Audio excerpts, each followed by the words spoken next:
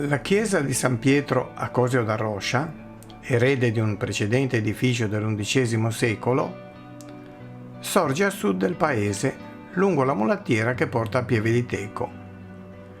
All'interno c'è un ciclo pittorico del 1460 sulla Passione di Cristo. I dipinti hanno molti riferimenti sulla vita reale di quel tempo in Vallaroscia.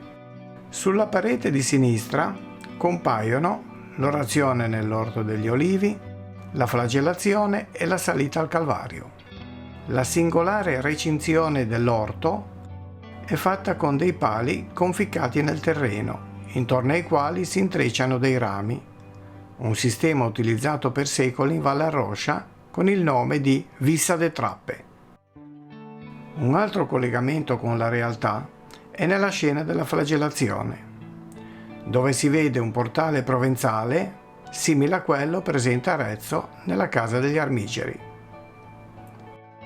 Sulla parete centrale c'è la crocifissione, una scena intensa su cui sfondo compare una città turrita, idealmente Gerusalemme, probabilmente Pieve di Teco.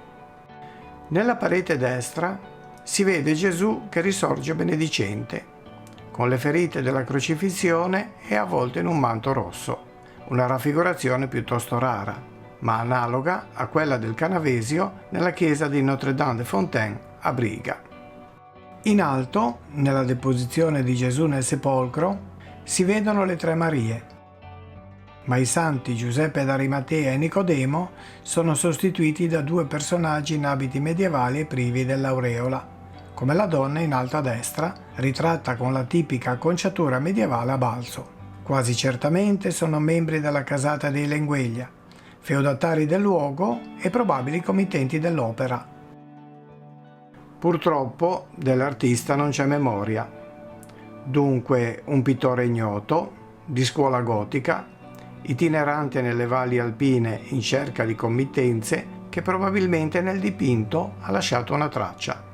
Infatti, tra la folla è raffigurato un individuo che da 5 secoli pare voler comunicare con il visitatore. La posa e il tipico cappello d'artista fanno pensare ad un suo autoritratto. A voi il compito di individuarlo ed il piacere di incrociare il suo magnetico sguardo.